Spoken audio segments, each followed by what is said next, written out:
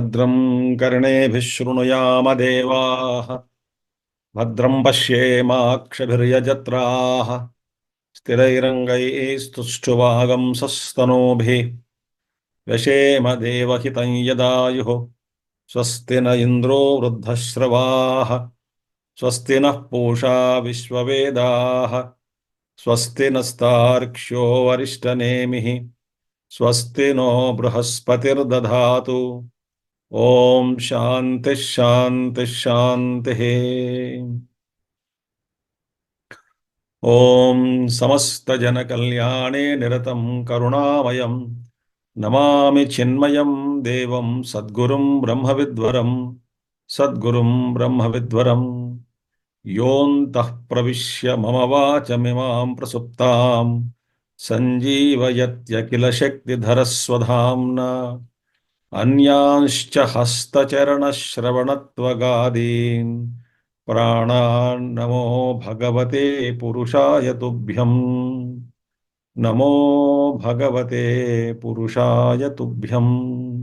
श्रुतिस्मृतिपुराणानाम् आलयं करुणालयं नमामि भगवत्पादशङ्करं लोकशङ्करं समस्तगुरुपरम्परायै नमः। ముండక ఉపనిషత్తు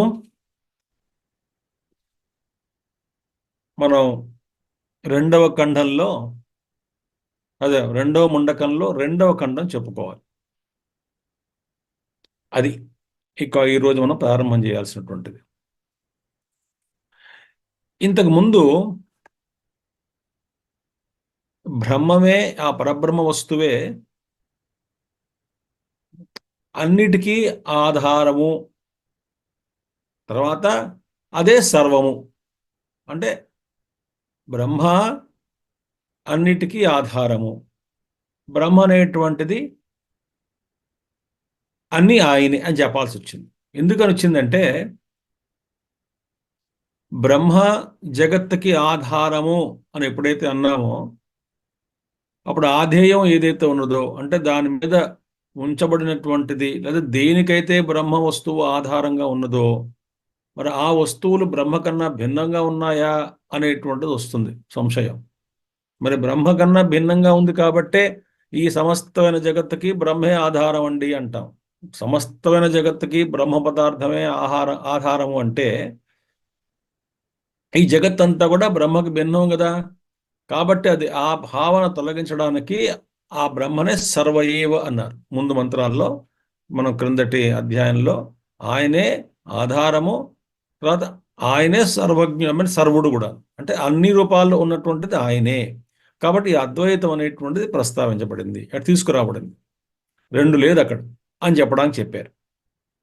ఈ తర్వాత ఇప్పుడు వచ్చేటువంటి ఈ మంత్రంలో ఏంటంటే, ఇంకా ఈ ఉపనిషత్తు మంత్రంలో మనకి ఈ సమస్తమైనటువంటి కారణ బ్రహ్మం ఏదైతే ఉన్నదో, ఈ తర్వాత ఈ జీవుడు, అందులో ఉద్భవించినటువంటి జీవుడు, ఈ జీవ బ్రహ్మ ఐక్యం అనేటువంటిది అది ఉపనిషత్తు మంత్రాలు ఘోషిస్తున్నాయి.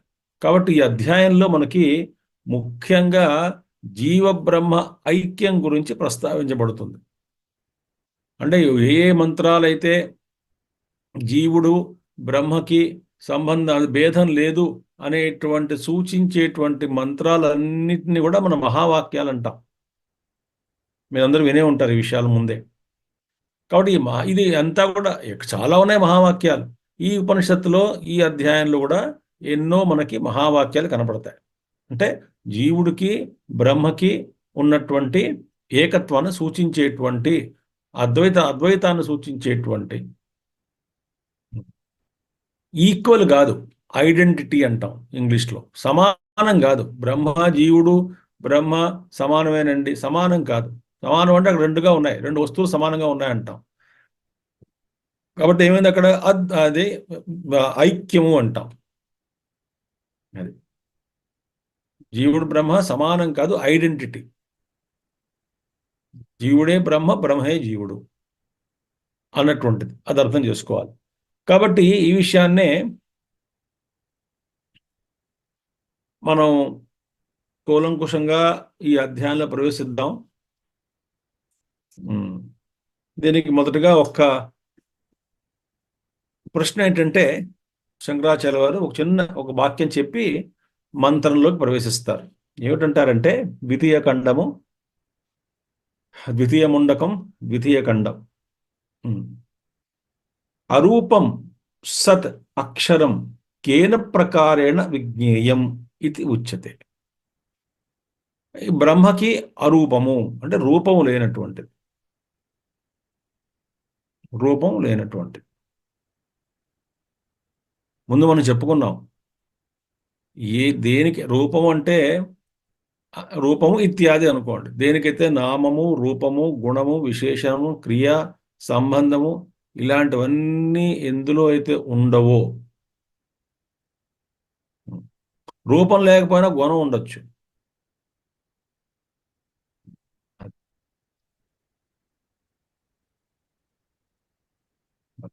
రూపం లేకపోయినా ఈశ్వరుడు రూపం లేదు కానీ గుణాలు ఉన్నాయి. కాబట్టి ఈ గుణాలు కూడా లేవు అందులో. రూపం లేదు, నామరూపాలు, గుణములు, విశేషణాలు, సంబంధం ఏమీ లేదు. అలాంటి వస్తువు ఏదైతే ఉన్నది అంటే ఆ వస్తువు యొక్క స్వరూపం అనంతమే అయి ఉండాలి. జాగ్రత్తగా ఆలోచించండి. ఒక వస్తువు ఉన్నది, నాకు నామం లేదు, రూపం లేదు, గుణం లేదు, క్రియ లేదు, విశేషం లేదు, సంబంధం లేదు, ఏమీ లేదు. మరి అలాంటి వస్తువు అంటే ఇవన్నీ కూడా ఇప్పుడు మనం చెప్పిన లిస్ట్ అంతా కూడా పరిమితత్వాన్ని సూచించేటువంటి విషయాలు. ఎప్పుడైతే ఈ పరిమితత్వాలన్నింటినీ కూడా మనం ఖండించుకుంటూ పోతామో, ఆ మిగిలిన తత్వం, ఆ స్వరూపం ఎలా అయి ఉంటుందో తత్వం ఊహించగలిగితే అది అనంతమే అయి ఉండాలి.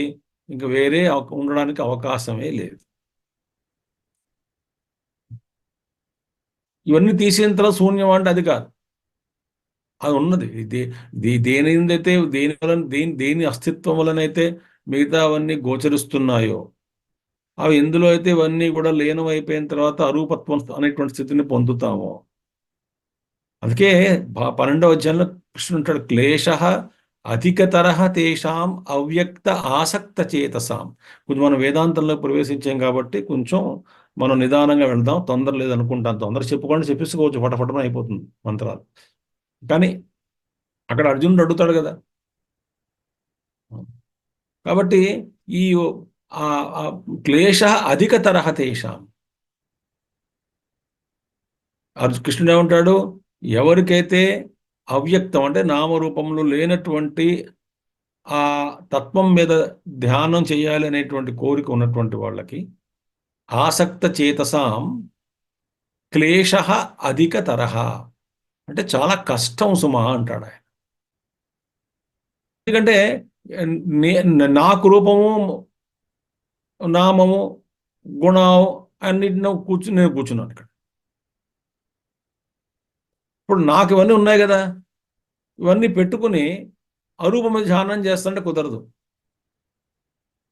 మరి అరూపం మీద ధ్యానం చేయడం అంటే అదే అడుగుతారు. ఇప్పుడు కథం ఏ విధంగా బ్రహ్మ తెలుసుకోవాలని అడుగు ప్రశ్న. ఇప్పుడు అక్షర బ్రహ్మని, అరూపమైనటువంటిది ఆ అక్షర బ్రహ్మని కేన ప్రకారేణ విజ్ఞేయం, అది ఎలా తెలుసుకోవాలి అనేది ప్రశ్న.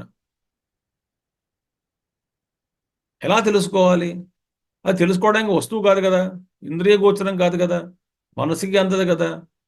అప్రాప్య మనసా సహాయతో వాచో నివర్తంతే, అప్రాప్య మనసా సహా అన్ని వెనక్కి వచ్చేసాయి. అది అరూపం అంటున్నాం. అందుకనే పెద్దవాళ్ళు ఏమన్నారంటే, మన రూపాన్ని, మన మీద మన స్వరూపము, మన గుణము ఇవన్నీ కూడా డిజాల్వ్ అయిపోవాలి, విలీనం అయిపోవాలి. అవి పోతేనే కానీ అక్షర బ్రహ్మతత్వం బయటపడదు. మనకు అహంకారము, తర్వాత మనసు, బుద్ధి, చిత్తము, అహంకారము ఇవన్నీ పెట్టుకుని, అహంకారాన్ని పెట్టుకుని ఈ అహంకారాన్ని మనం ఇంటాక్ట్గా దాన్ని కాపాడుకుంటూ అహంకారాన్ని ఆ బ్రహ్మను అనుభవిద్దాం. అనుభవించేవాడు వేరు, బ్రహ్మ వేరు అని అసలు ద్వైతమే వచ్చేస్తుంది అక్కడ. ఎక్స్పీరియన్సరు, ఎక్స్పీరియన్స్డ్ చాలా కష్టం అంత. అందుకనే మనకు చాలా సూక్ష్మమైనటువంటి విషయాలు ఇంకా మనకు అర్థమవుతున్నట్టుగా ఉంటుంది కానీ అర్థం కాదు.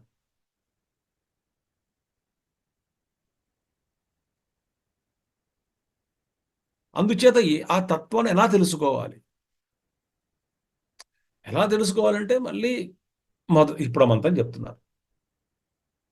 అది ఏ విధంగా ఆ బ్రహ్మతత్వాన్ని మనం తెలుసుకోవాలి, బ్రహ్మస్వరూపాన్ని మనం అనుభవంలోకి తెచ్చుకోవాలి. అనుభవం అంటే మళ్ళీ అనుభవజ్ఞుడు వేరే ఉండడు. మీకు ఒక ఉదాహరణ చెప్తానండి. మీకు 1992 పూజ్య గురుదేవులు స్వామి చిన్మయానంద వారు కూర్చున్నారు. ఆయన పాద పూజ చెయ్యబోతున్నాం. ఆయన పాద పూజ చెయ్యబోతున్నాము. ఆ రోజు నేను పాదాల దగ్గరే కూర్చున్నాను, ఆయన దగ్గరే పక్కన, పాదాల దగ్గర పక్కనే కూర్చుని ఆ రోజు నాకు ఇచ్చారు పూజ చేయమని. సరే, కూర్చుని వాళ్ళు ఉన్నారు. అదే దానికి సింపుల్గా ఒక లఘు విధానం ఉంది పూజ, ఆయన పాద పూజకి. ఆయన కూర్చుంటారు. సరే, ఆయన పాద పూజకి మేము ఉపక్రమించాం. అంటే ఉపక్రమించక ముందే తయారు చేశాక గురుదేవులు వచ్చి కూర్చున్నారు. ఒక సాధువు వచ్చాడు, సన్యాసి. సన్యాసిగా వచ్చిన తర్వాత ఆయన ఒక పెద్ద బుట్టలో, చాలా పెద్ద బుట్టలో, సుమారు 100 పైనే ఉంటాయేమో యాపిల్ పళ్ళు. అదే మొత్తానికి పెద్ద టోకరీ అంటాం ఇందులో, చాలా పెద్దది. అది తీసుకొచ్చి ఆ గురుదేవు దగ్గర పెట్టాడు ఆయన. గురుదేవ్ ఆయన చూసి అప్పుడే ముండనం, ఆ, ఆరెంజ్ బట్టలు, ఎంతో ఆనందంగా, అంటే చిన్మావేశంకి సంబంధించిన వ్యక్తి కాదు ఆయన, వేరే ఆయన తెలుసు, గురుదేవ్కి బాగా తెలుసు. నేను చెప్పను, ఆర్గనైజేషన్ సంస్థ పేరు చెప్పను మీకు కావాలని. ఆయన నన్న పెట్టిన తర్వాత గురుదేవ్ చాలా ఆనందంతో ఆయన చూసిన తర్వాత, అంటే కుర్రవాడు చిన్నవాడు తెలుసు మాట గురుదేవ్కి, ముందుకు ఉంచి హే వెన్ ఇస్ దిస్ అన్నారు. ఇది ఎప్పుడు, ఎంత ఆనందంగా అడిగారంటే ముందు చూసి ఆయన మౌనంలో ఎక్స్ప్రెషన్ నాకు ఎప్పటికీ గుర్తు. పక్కనే కూర్చున్నాను కదా, నేను సైడ్లో కూర్చున్నాను, పక్కనే కాళ్ళ దగ్గర పూజ చేయాలిగా మరి.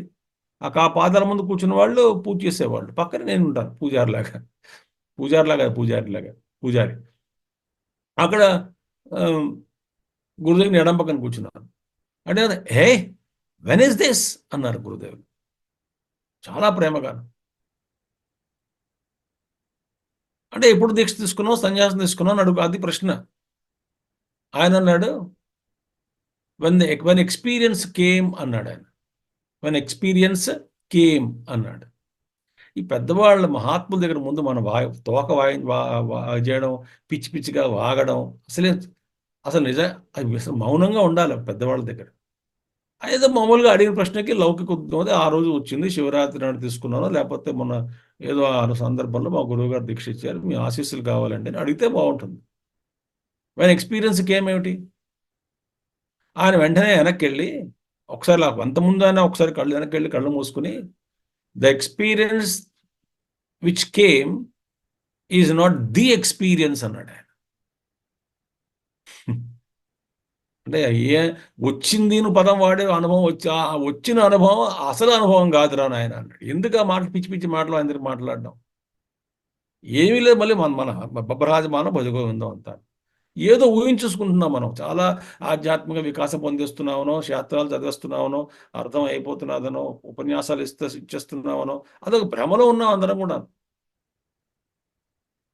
గురుదేవుల పుస్తకాల్లో అది ఎలా, బ్రహ్మతత్వం ఎలా తెలుసుకోవాలంటే ఆ స్టేట్ ఎలా ఉంటుందంటే ఎక్స్పీరియన్స్ వితౌట్ ది ఎక్స్పీరియన్సర్. అనుభవము అనుభవించేవాడు లేకుండా మిగిలినటువంటి అనుభవం. అనుభవం ఉంది, అనుభవించేటువంటి వాడు లేడు. అదేమిటండి, అనుభవించేవాడు లేకుండా అనుభవం, అది అనుభవం. అదే ఆత్మజ్ఞానము, అదే బ్రహ్మం తెలుసుకోవడం.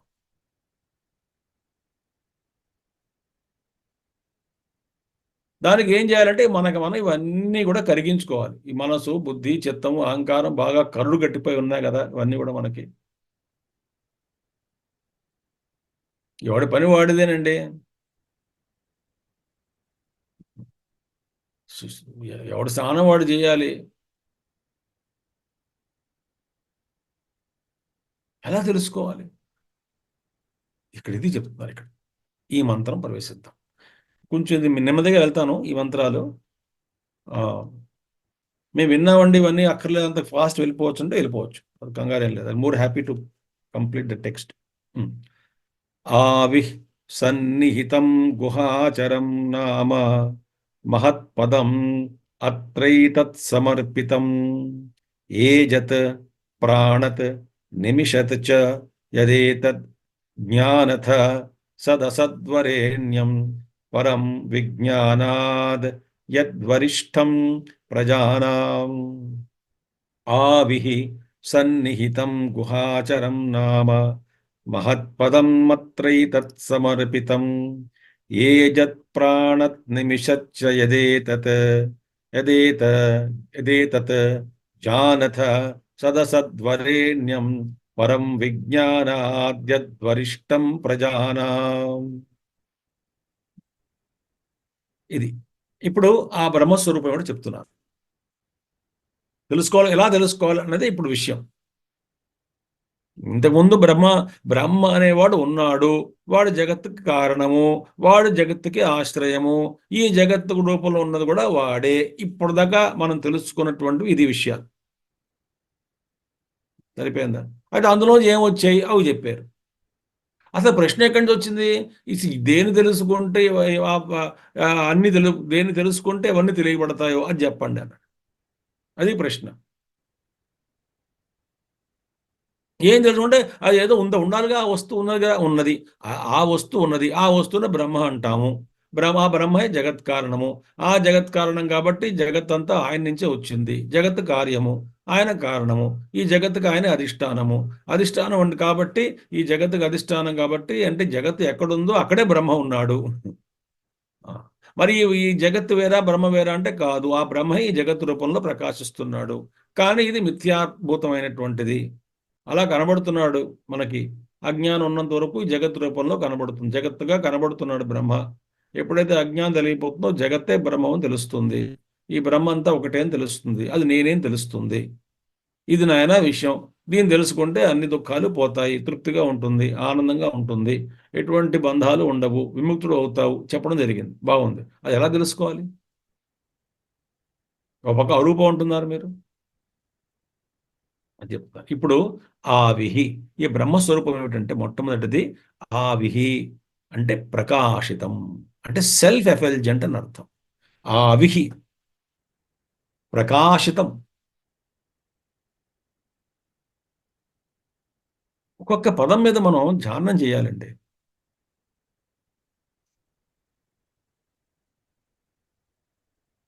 ఇంకో ఉదాహరణ చెప్తాను. నిన్ననే మేము ఆ ప్రస్తావన వస్తే చెప్పుకున్నాను సాయంత్రం భగవద్గీతలో. తేజోమయం అనేటువంటిది ఒక పదం వస్తుంది భగవద్గీతలో. ఆ చెప్తే అప్పుడు మనం ఇది మనకి ఆ తేజస్సు ఏదైతే ఈ యొక్క ప్రకాశితం అంటున్నామో, ఆ జ్యోతనమైనటువంటిది, ప్రకాశితమైనటువంటిది, ప్రకాశ స్వరూపమైనటువంటిది, ఆ ప్రకాశము ఈ ప్రకాశం కాదు.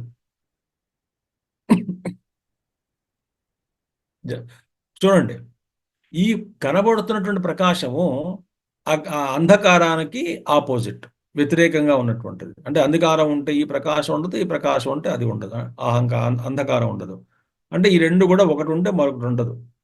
కానీ ఈ రెండింటినీ ప్రకాశిస్తున్నటువంటి చైతన్యం ఉంది కదా, చైతన్య ప్రకాశం.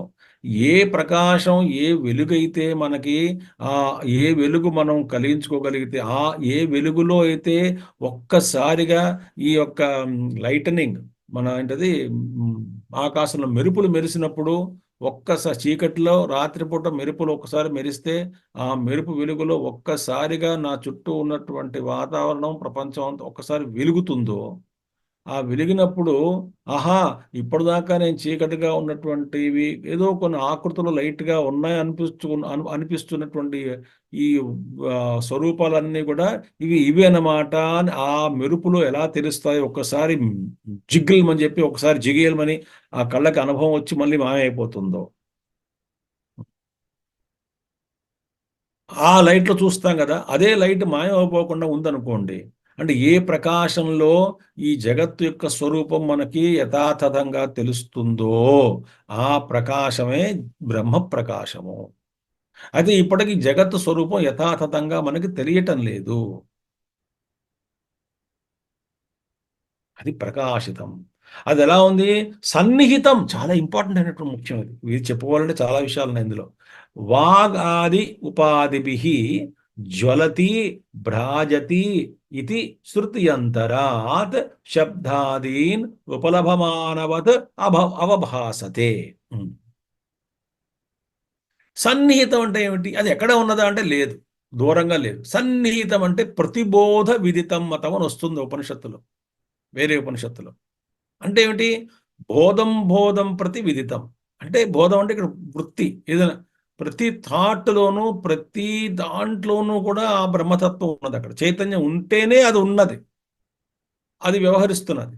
వృత్తి కానీ ఏదైనా సరే, అక్కడ చైతన్యం లేకపోతే ఆ వస్తువు అస్తిత్వం ఉండదు, ఆ వస్తువు స్వరూపం కనబడదు, ఆ వస్తువు చేసేటువంటి పని తెలియదు. ఏదైనా సరే, ఇంద్రియాలు కానీ, మనసు కానీ, బుద్ధి కానీ, వృత్తి వృత్తి థాట్ కానీ. అంటే సన్నిహితం అంటే ఏంటి? చాలా దగ్గరగా ఉన్నటువంటిది అని అర్థం అసలు. కాబట్టి చాలా దగ్గరగా ఉన్నటువంటిది సన్నిహితం అంటే చాలా ఇట్స్ వెరీ ఇంటిమేట్ అని చెప్పుకోవచ్చు. సన్నిహితం ఎలాగా? వాగ్ ఆది ఉపా వాగాది ఉపాధిభి జ్వలతి భ్రాజతి ఇది శృత్యంతరాత్. శృతి జ్వలతి అంటే ఏమిటి? అది స్వయం ప్రకాశం. జ్వలతి అంటే ప్రకాశిస్తూ ఇతరులు ప్రకాశింపజేస్తున్నటువంటిది అని అర్థం. అది ఎలాగంటే ధ్యానం, అది ఇప్పుడు వాక్ ఉంది, లేదా ఇంద్రియాలు ఉన్నాయి, మా వృత్తి ఉంది. వృత్తిలో ఏంటి? థాట్. అది ఆ థాట్లో ఆ చైతన్యం అనేటువంటిది ప్రతిబింబిస్తుంది ఆ వృత్తిలో. ఆ వృత్తిలో ఒక చైతన్యం ఆస్పెక్ట్ ఒకటి. రెండవది ఏమిటి? ఆ వృత్తి ఏ ఏ వస్తువుని ఆ వృత్తి గర్భితమైందో, అంటే ఆ వృత్తిలో ఏ వస్తువు ఇమిడి ఉన్నదో, అంటే థాట్ ఆఫ్ పెన్ని చూశాను అనుకోండి, టేబుల్ని చూశాను, నా వృత్తిలో ఆ సమయంలో టేబుల్ అనేటువంటి ఆకృతి లోపల ఉన్నది. సరే, ఒక పక్క ఏమిటి? దాని ఆకృతిని ఒక ఫిలిం తీసుకుంది, అది వృత్తి వ్యాప్తి అంటాం. ఆ ఆకృతిని ఇల్యూమిన్ చేసేటువంటిది ఏమిటి? ప్రకాశం. ఆ లోపల చిదావాసం ఏదైతే ఉన్నదో అది ప్రకాశిస్తూ ఉంటుంది. కాబట్టి ఆ చైతన్యం అది. అంటే ఏమిటి? వృత్తి ఎక్కడుందో అక్కడ చైతన్యం ఉండి తీరాలి. ఆ వృత్తి దగ్గర చైతన్యం లేకపోతే అసలు వృత్తే లేదు. కాబట్టి ఇవన్నీ కూడా ఉన్నాయి అంటే, ఇవన్నీ మనకి కలుగుతున్నాయి అంటే అర్థం ఏమిటి? అక్కడ చైతన్యం ఉందని అర్థం. అంటే ఎక్కడ చూస్తున్నాం మనం? ఎక్కడెక్కడైతే వృత్తి ఉందో అక్కడే పరమాత్మ ఉన్నాడు. ఏ వృత్తి అయినప్పటికీ కూడా, మంచా చెడా వృత్తి కాదు అక్కడ విశేషం. ఎప్పుడైతే మనం ఆ చైతన్యాన్ని మనం చూడగలుగుతామో, అంటే చూచుట అంటే గ్రహించగలుగుతామో అది ఉన్నదని, ఇంకా వృత్తి ఎలా ఆ వృత్తి ఆస్పెక్ట్ ఏదైతే ఉన్నదో దాన్ని పక్కన పెట్టేయచ్చు.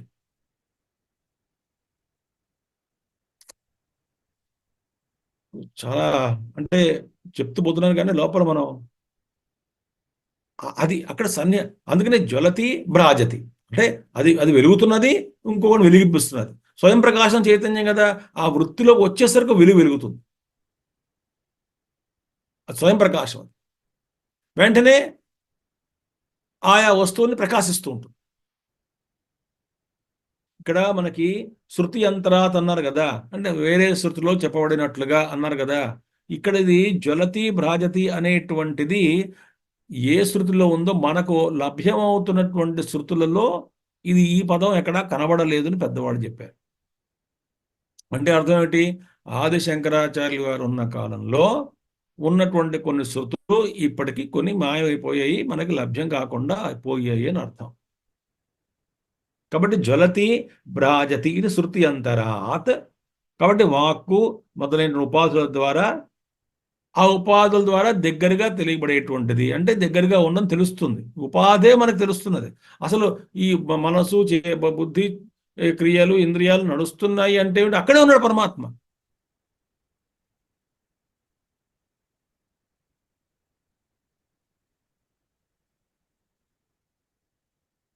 శృతి అంతరాత్ శబ్దాదీన్ ఉపలభమానవత్ అవభాసతే.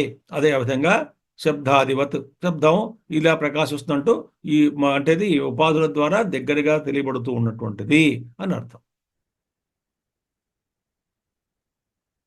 అది ఎలా ఉంది? శబ్దాది విషయాన్ని తెలియజేస్తున్నట్టుగా ప్రకాశిస్తున్నది.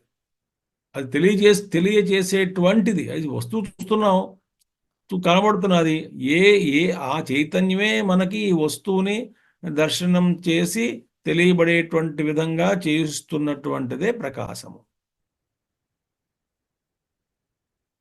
దర్శన శ్రవణ మనన విజ్ఞానాది ఉపాధి ధర్మై ఆవిర్భూతం సత్ లక్ష్యతే హృది సర్వప్రాణినాం. చూడడం, దర్శన, శ్రవణం వినడం, తర్వాత దర్శన శ్రవణ మననం ఆలోచించడం, విజ్ఞానం తెలుసుకోవడం, ఇత్యాది ఆది మొదలైనటువంటివి. అవన్నీ ఏది? అంతఃకరణానికి సంబంధించినటువంటివి. ఏది? దర్శనము, శ్రవణం, మనం అంతఃకరణ ధర్మాలే కదా. మనం ఇప్పుడు ఇంద్రియాలు చూస్తున్నాం, అర్థం అంతా అంతఃకరణలో జరుగుతున్నది క్రియ అంతా కూడా. ఇలాంటి ఉపాధి ధర్మాల వల్ల, ఉపాధి ధర్మై, ఉపాధి ధర్మాల వల్ల ఆవిర్భూతం, ఇందులోనూ సమస్తమైనటువంటి ప్రాణుల్లోనూ సర్వప్రాణినాం, అన్ని ప్రాణ బుద్ధి, అన్ని ప్రాణుల్లోనూ సమస్తమైన ప్రాణినాం, హృది అంటే ఇక్కడ హృదయంలో, మనసులో, బుద్ధిలో, హృది సర్వప్రాణినాం లక్ష్యతే, అన్ని ప్రాణుల్లోనూ ఇది తెలియబడుతుంటుంది. అన్నిట్లో కూడా ఈ చైతన్యం ఉన్నది. ఈ క్రియల్లోనే జరుగుతున్నది అంటే అక్కడ చైతన్యం ఉంది కాబట్టి జరుగుతున్నది. అంటే ఈ చైతన్యముల, మన ఈ క్రియల ద్వారా ఆవిష్కరింపబడుతున్నటువంటి విషయం ఏమిటి అంటే చైతన్యం ఉన్నది అనేటువంటి విషయం ఆవిష్కరింపబడుతున్నది అని అర్థం. ఇప్పుడు ఒక శవం ఉంది, ఎవడో శరీరాన్ని వదిలేశాడు, అక్కడ శవం ఉంది, మనం ఏమంటాం? ఆయన చచ్చిపోయాడండి అంటాం, మరణించాడు అంటాం. అక్కడ మనకు ఆ చైతన్యం ఉందా అంటే కనబడదు, అంటే చైతన్యం లేదు అక్కడ. ఎలాగా? అది ఈ జీవుడు ఉన్నాడా లేడా, బతికాడా తెలియదు. ఎందుకని? ఆ క్రియలన్నీ ఆగిపోయాయి కాబట్టి. శ్వాస నడుస్తుందండి, ఆ కంటిలో రిఫ్లెక్షన్ ఇంకా ఉందండి.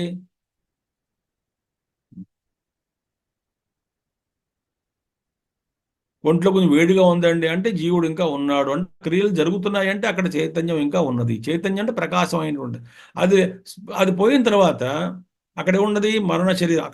అక్కడ చైతన్యం ఎలా ఉంది? కేవలం శుద్ధ సత్ రూపంలో ఉంది, అస్తిత్వ రూపంలో ఉంది. అక్కడ ఆ అస్తిత్వము ప్రకాశిస్తున్నది, చైతన్యంగా ప్రకాశం పడుతున్నది. ఏ విధంగా అయితే విద్యుత్ ఎక్కడుంది చెప్పండి? అన్ని చోట్ల ఉంది విద్యుత్. కనుక్కోవాలంటే మనకి ఆకాశంలో కూడా విద్యుత్ ఉంది, నదిలోనూ విద్యుత్ ఉంది, నీళ్లలోనూ విద్యుత్ ఉంది, వాయులోనూ విద్యుత్ ఉంది. మరి విండ్ మిల్స్ పెట్టుకుంటాం, hydro power, wind mills power ద్వారా జనరేట్ చేస్తాం. ఆకాశంలో కూడా శక్తి ఏమిటి ఉంది? మొత్తం కూడా అన్ని మ్యాగ్నెటిక్ ఫీల్డ్స్ అన్నీ కూడా. కాబట్టి ఆకాశము, వాయువు, హీట్లో కూడా ఎలక్ట్రిసిటీ చేసుకోవచ్చు. కోళ్ళు అని పెట్టుకోవాలి, హీట్ వల్లే కదా వచ్చేది. అంటే విద్యుత్ అన్నిట్లో ఉంది, జాగ్రత్తగానండి. అప్పుడు ఈ విద్యుదీకరణం, విద్యుత్ ఎక్కడైతే ఆ బల్బ్ ఉంది, అది ఆ విద్యుత్తుగా అది ఉన్నని తెలుస్తుంది, చేయి పెడితే అనుభవంలోకి వస్తుంది, కానీ దానికి ఆకృతి లేదు. రైట్? అటువంటి ఆ విద్యుత్తు ఫిలమెంట్, టంగ్స్టన్ ఫిలమెంట్ ఉంది, పాత బల్బ్ తీసుకుంది ఉదాహరణకి, అక్కడ దాకా వస్తుంది. అక్కడ దాకా వచ్చిందో, ఎప్పుడైతే ఆ టంగ్స్టన్ కలిసిందో టక్క జ్యోతిలా ప్రకాశిస్తుంది. అది చైతన్యం, అంటే చేతనత్వం అని చెప్పుకోవచ్చు. అందుకే శుద్ధ చైతన్యము, సత్తు, అస్తిత్వము ఎందుకంటున్నామంటే అది అలా శుద్ధంగా ఉన్నటువంటి అందులో నిష్క్రియమైనటువంటి చైతన్యం. మరి అదే ఈ వృత్తి ద్వారా ఆ ప్రతిబింబితమై అన్ని క్రియలు, చేష్టలు చేస్తున్నది. ఇది ఆ చైతన్యమే.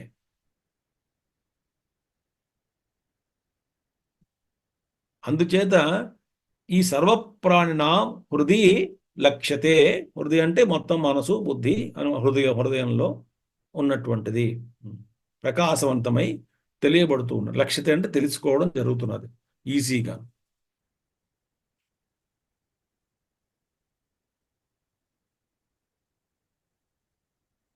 తర్వాత యదేతద్ ఆవిహి బ్రహ్మ, ఆవి అంటే ప్రకాశించేటువంటిది. ఇప్పుడు ఏదైతే ఈ ప్రకాశవంతమైనటువంటి బ్రహ్మ ఉన్నదో, సన్నిహితంగా ఉన్నటువంటిదో, సన్నిహితం చెప్పుకున్నాం కదా, బోధం ప్రతి విదితం, ప్రతి ఆలోచన, ప్రతి వృత్తిలోనూ, ప్రతి క్రియలోనూ ఆ చైతన్యం జరుగుతున్నది అంటే అక్కడ చైతన్యం ఉన్నదని అర్థం.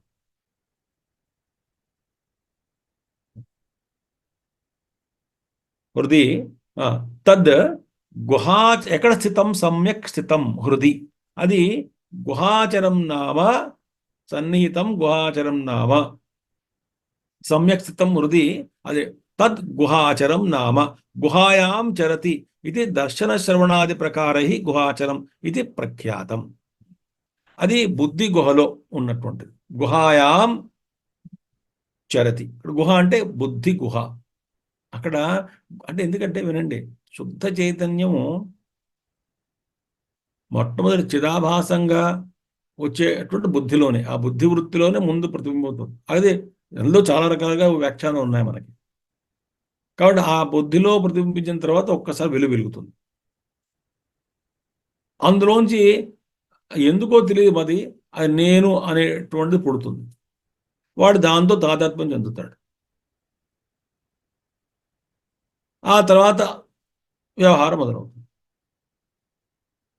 అందుచేత ఇక్కడ ఏంటి, ఈ బుద్ధి గుహాయంలో ఉన్నాడు. ఆ చైతన్యం లోపల ఉంది, అక్కడ దాగి ఉంది బుద్ధిలో. అక్కడే ఫస్ట్ ఎక్స్ప్రెషన్ చరతీతి దర్శన శ్రవణాది ప్రకారై. అక్కడి నుంచి చూడడము వినడము అనేటువంటి కారణాల వల్ల గుహాచరం అని ప్రఖ్యాతి చెందింది. అందుకని ఇవన్నీ క్రియలు చూస్తున్నా కదా, వీటి కారణం ఏమిటి? ఆ లోపల ఉన్నాడు, చైతన్యం లోపల ఉన్నది. ఆయన ఉన్నాడు కాబట్టి గోలో దాగి ఉన్నాడు. ఆయన ఉన్నాడు కాబట్టి ఇవన్నీ జరుగుతున్నాయి పనులు. ఆయన లేకపోతే జరగదు.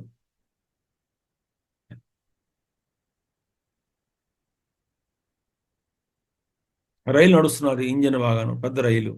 రైలు చక్కగా ఆగుతున్నది, స్టేషన్లో ఆగుతున్నది. అన్ని మళ్ళీ పికప్, నెక్స్ట్ స్టేషన్కి వెళ్తున్నది, ప్రయాణిస్తున్నది, స్పీడు స్లో అవ్వడం అన్నీ బాగా జరుగుతున్నది. అంటే ఆ ఇంజన్ అండి, ఆ ఇంజన్లో ఆ వెనకాల పెట్లు, ఆ ఇంజన్ లాగుతున్నది. అంటే ఇంజన్ అలా బయలుదేరుతున్నది, ఆగుతున్నది, వెళ్తున్నది అంటే అర్థం ఏమిటి? ఆ లోపల ఇంజన్ రూపంలో ఉన్నటువంటి గుహ, ఇంజన్ రూపీ గుహలో ఒకడు ఉన్నాడు చైతన్యవంతుడు, వాడు నడిపిస్తున్నాడు అని అర్థం అవుతుంది కదా మనకి.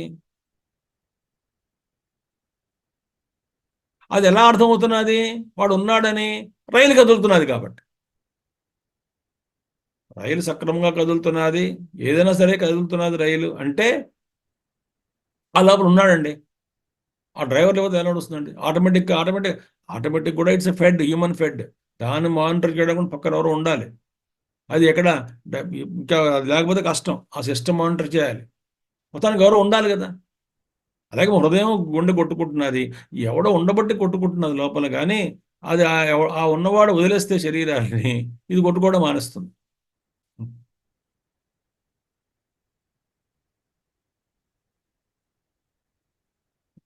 మన డాక్టర్ గారిని అడగని చెప్తారు, ఎస్ఏ నోడ్ ఉంటుంది హృదయంలో. SA node, electric pulsations. అవి బయో ఎలక్ట్రిసిటీ అసలు ఎలా వస్తుందో కూడా ఎవరికి తెలియదు.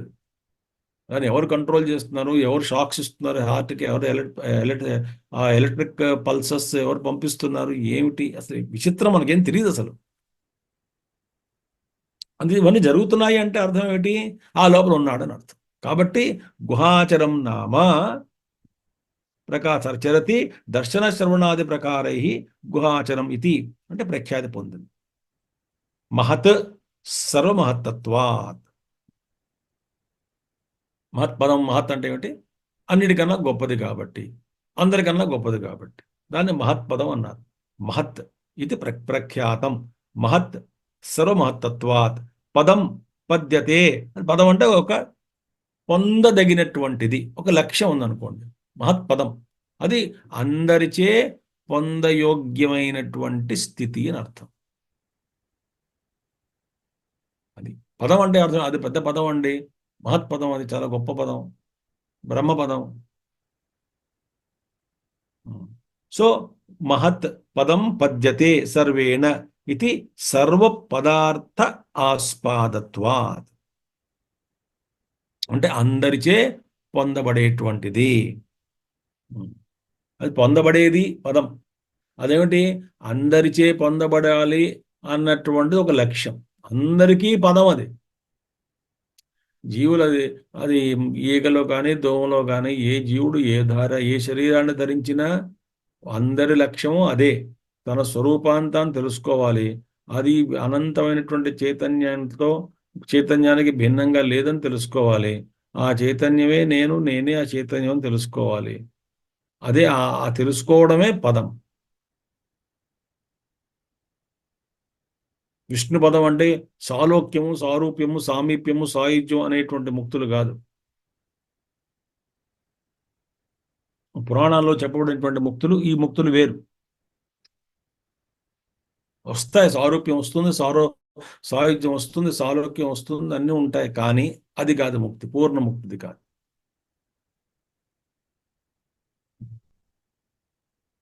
ఇది ఇప్పటిదాకా మనం చెప్పుకున్నటువంటి విషయాలు. తర్వాత కథం తత్ మహత్పదం ఇత్యుచ్యతే. ఇది కథం తత్ తన్మహత్పదం ఇది ఉచ్యతే. అది ఎలాగా పెద్ద మహత్పదం అయింది? అది గొప్పది అన్నారు. అన్నిటికన్నా శ్రేష్టమైనది, గొప్పదైనటువంటిది, అన్నిటికీ సర్వ ఆస్పాదత్వాత్, అందరికీ అధిష్టానంగా ఉన్నటువంటిది. కథం తత్పదం తత్ మహత్పదం ఇది ఉచ్యతే. ఎత్ర, ఎందుకదంటే ఎత్ర అత్ర అస్మిన్ బ్రహ్మణి, ఎక్కడైతే ఈ బ్రహ్మలో, అస్మిన్ బ్రహ్మణి, బ్రహ్మణి ఏతత్ సర్వం, ఈ జగత్ ఆ ఏతత్తులు అన్నీ వచ్చేసాయి. ఇంక అందులో మీరు దీన్ని వదలడానికి వీల్లేదు. అన్నీ అంటే అన్నీ అంటే అన్నీయే అంతే. ఇంకన్నీ అడగక్కర్లేదు ఇంక ప్రశ్న అయితే. డాక్టర్ గారు అంటారు, నువ్వు పూర్ణంగా సంపూర్ణంగా ఆరోగ్యంగా ఉన్నావయ్యా, ఇంకేం అడక్కు అన్నాడు అనుకోండి. నా బీపీ బాగానే ఉందా అంటే, షుగర్ కంట్రోల్ ఉంటేనా, చెప్పాను కదా అన్నీ బాగున్నాయని చెప్పాను కదా, ఇంకేం అడగద్దని చెప్పాను కదా. కిడ్నీ బాగుందా, లివర్ బాగుందా, స్ప్లీన్ బాగుందా, అయ్యా మహాప్రభో అన్నీ బాగున్నాయి అన్నీ అని ఎలాగైతే అంటామో అది. కాబట్టి అక్కడ అత్ర అస్మిన్ అంటే అన్ని అంటే ఏమిటి? అత్ర అస్మిన్ బ్రహ్మణి, అన్ని సమస్తం కూడా, అత్ర అస్మిన్ బ్రహ్మణి సమస్తం కూడా, సర్వం అంటే ఏతత్ సర్వం, ఏతత్ అంటే ఇవంతా సర్వం, సర్వంలో అంత సర్వమే, ఇంక మనకు అడగదు ప్రశ్న. సమర్పితం అంటే ప్రవేశితం అంటే అన్ని కూడా దానికి అనుసంధించబడి, దాని ఆధారంగా ఉండే, అందులోనే అనుసంధానింపబడి ఉన్నాయి.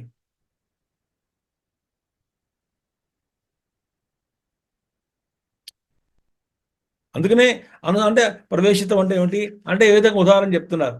రథ నాభో ఇవ అరాహ. రథ చక్రం ఉంది, సైకిల్ చక్రం ఉందండి, సైకిల్ చక్రం ఉంది, దానికి స్పోక్స్ ఉంటాయి కదా, ఆ ఉన్నటువంటి కడ్డీలు ఉంటాయి కదా, ఆ కడ్డీలన్నింటినీ కూడా ఆ మధ్యలో ఒక హబ్ ఉంటుంది, మధ్య భాగం, అన్నీ అందులో గొచ్చబడ్డాయా లేదా? ఏదైనా సరే గొచ్చబడకపోతే అది ఆ భాగమే, ఆ భాగమే కాక అది గొచ్చబడి ఇంకో దాంట్లో ఇరుక్కుని బండి చక్రం కూడా ఆపేస్తుంది ఒకసారి, సరిగ్గా తిరగదు, కడకడ చప్పుడు వస్తుంది ఆ బండి చక్రానికి. అంటే ఉన్నవన్నీ కూడా అందులో సమర్పితమై ఉన్నాయి హబ్లో, రథ కేంద్రం అనుకోండి. ఈ పుల్లలన్నీ కూడా స్పోక్స్, పుల్లలు కడ్డీలు, పుల్లలు అన్నీ కూడా అందులో సమర్పితమై ఉన్నాయి. అంటే ప్రతీది కూడా దానికే ముడిబడి ఉన్నదని అర్థం. ఇవన్నీ కూడా సాధనకేనండి, ఇవన్నీ ధ్యానానికే పనికొస్తాయి మనకి, నిస్సంశయంగాను. అన్నీ దానిలోనే ముడిపడి ఉన్నాయి, దానికే ముడిపడి ఉన్నాయి, దానికే సమర్పితమై ఉన్నాయి అని అర్థం. రథనాభౌ ఇవ అరాహ.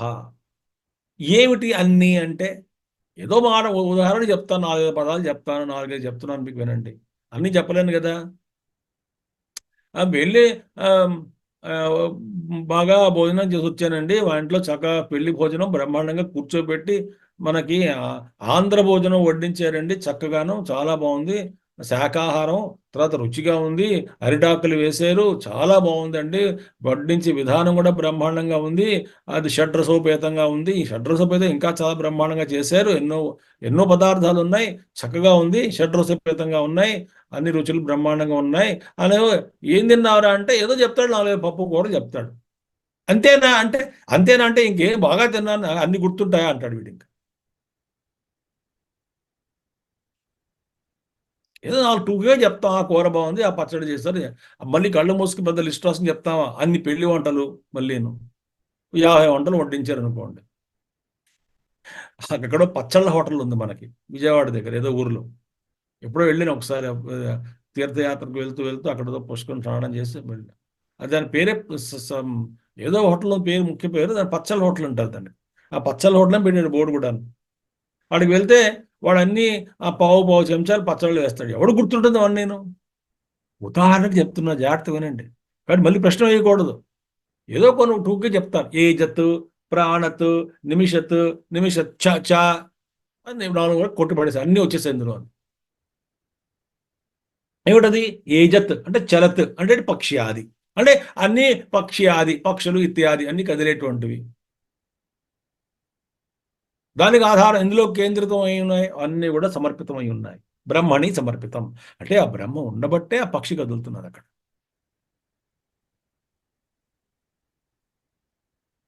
ఎలాగైతే అన్ని కరెంటు వస్తువులు కూడా, అన్ని కరెంటు వస్తువులు ఎందుకు? అన్ని వస్తువులు కూడా పవర్ మీద ఆధారపడ్డాయి కదండి. పవర్కే సమర్పితం. అంటే ప్రతిదా ఇప్పుడు ఇప్పుడు కంప్యూటర్ మాట్లాడుతున్నాను, పవర్ ఉంది, ఉండాలి. పై లైట్ ఉండాలి. మీరు చూస్తున్నారు, పవర్ ఉండాలి. అంటే అన్ని ఎలక్ట్రానిక్ గ్యాడ్జెట్స్ కూడా ఆ పవర్కి సమర్పితం కదా. బ్యాటరీ, పవర్ బ్యాంక్ అంటే ఏమిటి? ఆ పవరే సమర్పితం కదా. ఎన్ని రకాలుగా మనం పదార్థాలు, ఇంట్లో వస్తువులు వాడుతున్నా అన్ని కరెంటు మీద ఆధారపడినవే కదా. అదేవిధంగా అన్నీ కూడా ప్రాణత్, పక్ష్యాది ఏజత్. ప్రాణతు, ప్రాణతీతి అంటే ప్రాణాపాదిమతో మనుష్య పశువాది, ఉచ్ఛ్వాస నిశ్వాస తీసుకున్నటువంటి వాళ్ళందరూ కూడా దేని మీద ఆధారపడ్డాం? దాని మీద, ఆ బ్రహ్మ మీద ఆధారపడ్డాం. తర్వాత నిమిషచ్చ, తర్వాత ఎత్ అంటే వింకింగ్, రెపపాటు. నిమిష రెపపాటు వేయడం, వింకింగ్. తర్వాత కొన్ని కొన్ని వింక్ చేయకూడాను, కొన్ని కొన్ని. అది ఇనానిమేట్ వస్తువులు కూడా కావచ్చు. చేతనము అచేతనమైన వస్తువులు కూడా అవన్నీ కూడా అనిమిషత్ చెప్పుకోవచ్చు. ఎందుకంటే చూడండి, నిమిషత్ చ యత్ నిమేషాదిక్రియవత్, యత్ చ, ఇక్కడ చ ఉంది కదా, యత్ చ నిమిషత్ చ అని వాడింది కదా ఇక్కడ. ఆ చ అంటే అర్థం ఏమిటి అని చెప్తున్నారు. చ అంటే అనిమిషత్. నిమిషత్ అంటే అన్ని రెప్పపాటు రెప్పపాటు వేసేటువంటివన్నీ కూడాను. చ అంటే other than that, opposite of that. అంటే ఏవైతే కూడా రెప్పపాటు కూడా, రెప్ప ఇప్పుడు రెప్పలాడనటువంటి కొన్ని ఉన్నాయి జీవులు, లేదా అలాగే రెప్పలాడకుండా ఉన్నటువంటి వస్తువులు ఉన్నాయి. అన్ని అన్ని కూడా పదార్థాలన్నీ కూడా వాటికి రెప్పలు అలా ఉంటాయి అంతే. అలా అన్నీ వచ్చేస్తాయి ఇందులో. చ శబ్దాత్ సమస్తం ఏతద్ నిమేషాది క్రియావత్ యచ్చ అనిమిషత్. చ శబ్దాత్ సమస్తం ఏతద్ అత్రైవ బ్రహ్మణి సమర్పితం. ఈ సమస్తమైనటువంటిది అంతా కూడా అత్రైవ బ్రహ్మణి సమర్పితం. అన్ని కూడా ఆ బ్రహ్మలోనే సమర్పితమై ఉన్నాయి, అమర్చబడి ఉన్నాయి. అన్ని కూడా దాంతో ముడిపడి ఉన్నాయి. అదే అన్నిటి అక్కడి నుంచే వస్తున్నాయి మొత్తం. ఈ వాటి అస్తిత్వానికి కావాల్సినటువంటి శక్తి అనండి, ఏమైనానండి, అన్నీ కూడా అక్కడి నుంచి సప్లై. కానీ దాంతో డిస్కనెక్ట్ అయితే దానికి ఏ వస్తువుకి అసలు అస్తిత్వం ఉండదు. డిస్కనెక్ట్ అవ్వడానికి అవకాశమే లేదు. ఎందుకని? ఆ బ్రహ్మ సర్వాంతర్యామి కాబట్టి, సర్వవ్యాపి కాబట్టి, అన్నిటికీ ఆధారం కాబట్టి, ఆదాయమైనటువంటిది కూడా ఆయన స్వరూపమే కాబట్టి.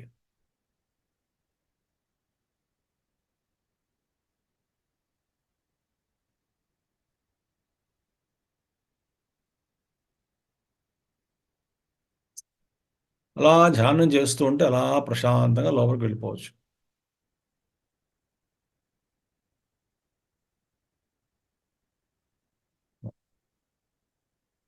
ఏతద్ యద్ ఆస్పదం సర్వం, అంటే సమస్తానికి ఆధారభూతమైనటువంటిది. ఏతత్ ఆస్పదం సర్వం, అన్నిటికీ ఆధారభూతమైనటువంటిది.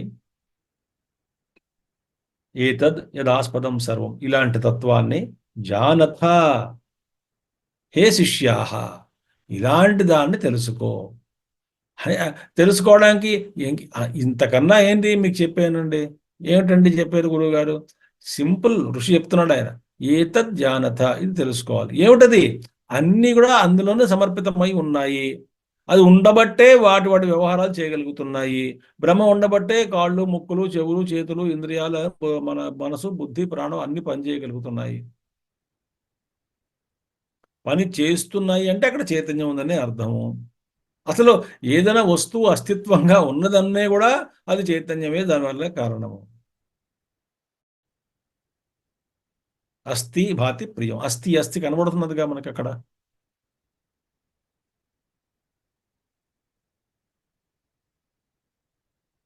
యదాస్పదం సర్వం జానథ ఏ శిష్యాః అవగచ్చత తదాత్మభూతం భవతాం. దానితో ఏకత్వాన్ని పొందండి. అది మీ స్వరూపంగా తెలుసుకోండి. ఆత్మభూతం తదాత్మభూతం భవతాం అంటే ఆ తత్వంతో ఏకత్వాన్ని పొందండి. అది మీ స్వరూపం అని తెలుసుకోండి. అదే మన జీవితానికి లక్ష్యము. అందుకోసమే పుడుతున్నాం మాటి మాటికి కూడాను. మన మన అస్తిత్వానికి కారణం ఏమిటండి? మనం ఎందుకు పుడుతున్నామండి? మన జన్మలు ఏమిటి? మనం ఎందుకు పుడుతున్నాం, చచ్చిపోతున్నాం? అంటే భగవంతుడు అంటాడు, నువ్వు ఎప్పటి వరకు అయితే ఇవి తెలుసుకోవో అప్పటి వరకు నిన్ను భూమి మీద పంపిస్తూనే ఉంటాను. లేదా ఇతర లోకాలకు పంపిస్తూనే ఉంటాను. ఎప్పటిదాకా? నువ్వు పూర్తిగా బాగుపడి నేను నేర్చుకున్నాను విషయాలు ప్రభు, మహాప్రభో, ఇంకా నాకు ఆశీస్సులు ఇవ్వండి, ముక్తిని ప్రసాదించండి అడిగేంత వరకు కూడా నేను పంపిస్తూనే ఉంటాను భూలోకానికి. పాఠాలు నేర్చుకురా.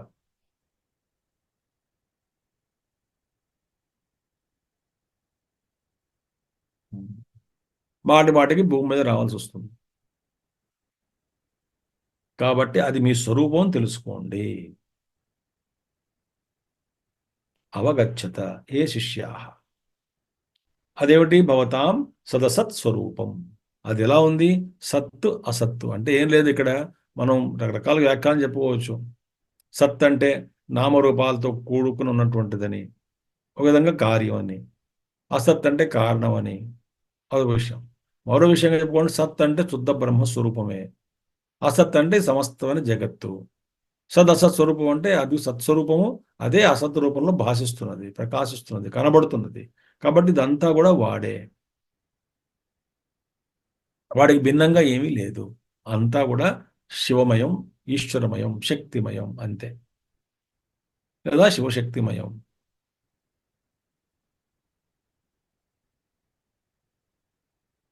ఏ శిష్యాః జానథ భవతాం సదసత్స్వరూపం. సదసతోః మూర్త అమూర్తయోః స్థూల సూక్ష్మయోః తద్వ్యతిరేకేణ అభావ. ఎందుకంటే అది తప్ప మరొకటి లేదు కాబట్టి. తద్వ్యతిరేకేణ అభావాత్ అంటే ఏమిటి? ఇది సత్ అసత్ అంటే స్థూలము, సారీ మూర్తము, అమూర్తము అంటే రూపం ఉన్నటువంటిది, రూపం లేనటువంటిది. చూసుకోండి. అదా స్థూల సూక్ష్మము యోహో, ఈ స్థూల సూక్ష్మానికి. తర్వాత తద్వ్యతిరేకమైన అభావాత్. ఇది తప్ప మరొకటి అర్థం. ఒక విషయం చెప్పుకోవాలంటే ఇదంతే.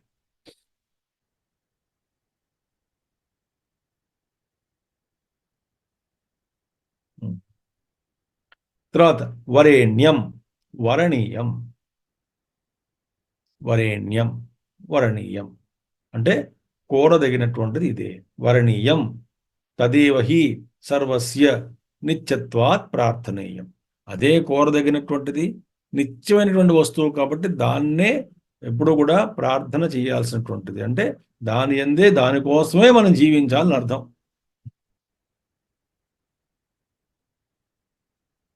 వరేణ్యం వరణీయం తదేవహి సర్వస్య తదేవహి నిత్యత్వాత్ సర్వస్య ప్రార్థనీయం. మరి అదే నిత్యమైనటువంటిది కాబట్టి అందరిచే ప్రార్థన చేయదగినటువంటిది. ఏది? ఆ వరేణ్యం వరణీయం తదేవహి సర్వస్య నిత్యత్వాత్ ప్రార్థనీయం. పరం వ్యతిరిక్తం విజ్ఞానాత్ ప్రజానాం పరం. యాక్చువల్లీ విజ్ఞానాత్ ప్రజానాత్ పరం. సో పరం వ్యతిరిక్తం. వ్యతిరిక్తం అంటే పరం అంటే విశిష్టమైనటువంటిది, దీనికన్నా అతీతమైనటువంటిది, అన్నిటికీ వ్యతిరేకంగా ఉన్నటువంటిది పరం. అది పరం అంటే విలక్షణమైనటువంటిది, వ్యతిరిక్తం. విజ్ఞా దేనికి విలక్షణమైనది? విజ్ఞానాత్ ప్రజానాం విజ్ఞానాత్ పరం. ఇక్కడ మంత్రంలో చూడండి, ఇది వ్యవహితేన సంబంధ. ఇక్కడ మన వర్షంలో మంత్రంలో పరం విజ్ఞానాత్ యద్ వరిష్టం ప్రజానాం అని ఉంది కదా.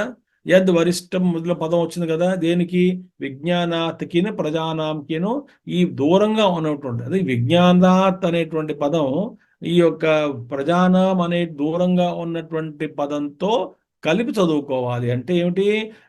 విజ్ఞానాత్ ప్రజానాం విజ్ఞానాత్ పరం అంటే లౌకిక జ్ఞానానికి మించిన ఉన్నటువంటిది, పైన ఉన్నటువంటిది, సూక్ష్మమైనటువంటిది ఏది? బ్రహ్మ విజ్ఞానం.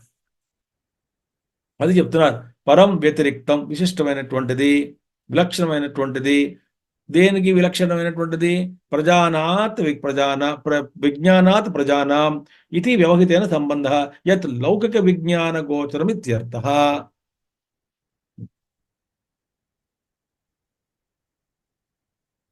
అంటే లౌకిక విజ్ఞానానికి అందనటువంటిది. విజ్ఞాన అగోచరం యత్ లౌకిక విజ్ఞానాగోచరం. దీర్ఘం ఉంది అక్కడ. విజ్ఞాన అగోచరం. ఈ ఈ బ్రహ్మతత్వం లౌకిక అసలు చాలా చూడండి, లౌకిక బుద్ధి, వ్యాపార బుద్ధి అని శంకరాచార్యుల వారు చాలా చోట్ల వాడుతూ ఉంటారు. ఒక్కసారి కొంచెం మనం బుద్ధి గురించి మనం 2-3 మాటలు చెప్పుకుందాం. బుద్ధి గురించి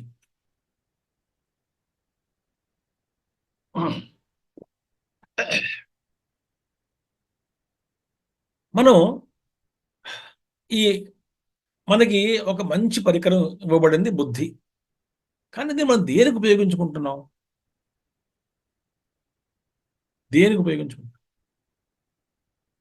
కేవలం లౌకిక వ్యాపారానికి మాత్రమే ఉపయోగించుకుంటాం. కేవలం లౌకిక ప్రజ్ఞ,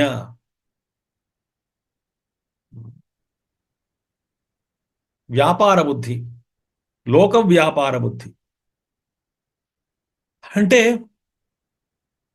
ఏం చేయాలి, ఏం చేయకూడదు, ఏం తినాలి, ఏం తినకూడదు, ఏం తాగాలి, ఏం తాగకూడదు, ఎక్కడికి వెళ్ళాలి, ఎక్కడికి వెళ్ళకూడదు, ఎలా సంపాదించాలి, ఎలా దాచుకోవాలి, ఇది పొద్దునుంచి రాత్రి దాకా మన ప్రజ్ఞ అంతా కూడా కేవలం లౌకిక వ్యవహారాల కోసమే ఈ బుద్ధిని ఉపయోగించుకుంటున్నాం.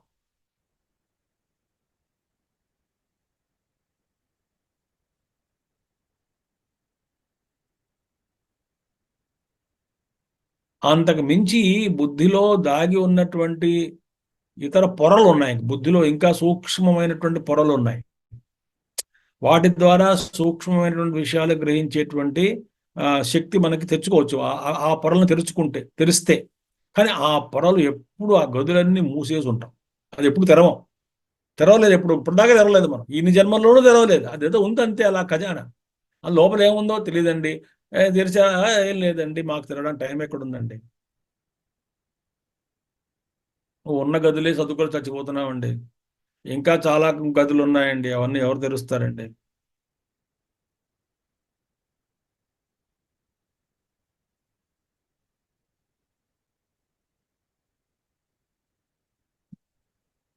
వి got stuck up there actually. అది లౌకిక ప్రజ్ఞ. కేవలం ఈ వివేక బుద్ధి అంతటిని కూడా దీనికోసమే ఉపయోగించుకుంటున్నాం. మీకు ఒక ఉదాహరణ చెప్తాను. మీకు ఒక సూపర్ కంప్యూటర్ ఉందనుకోండి, చాలా అడ్వాన్స్డ్ ల్యాప్టాప్, ఎన్నో పనులు చేయొచ్చు కదా దాని మీద, కంప్యూటర్ మీద. అబ్బో చాలా కంప్యూటర్ ఉపయోగాలు ఎన్నో ఎన్నో అన్ని ప్రోగ్రామ్స్ అందులో యాడ్ చేశారు, అన్నీ ఉన్నాయి.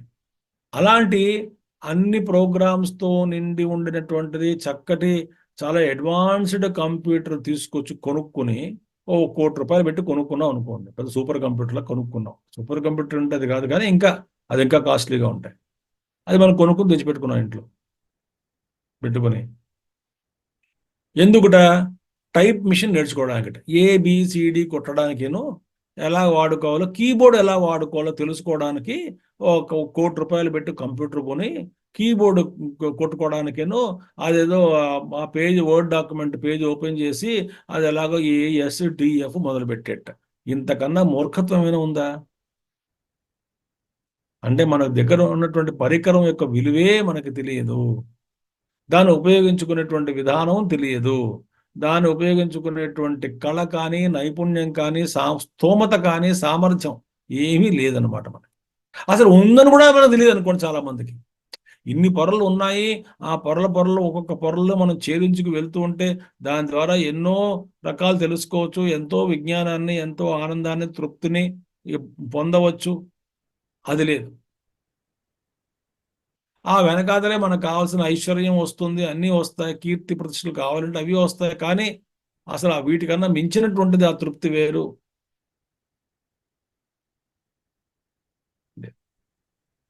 కాబట్టి లౌకిక విజ్ఞానానికి పరం. ఈ లౌకిక విజ్ఞానానికి అందనటువంటిది బ్రహ్మ పదార్థం. మన బుద్ధికి అందదు, లౌకిక విజ్ఞానానికి అందదు.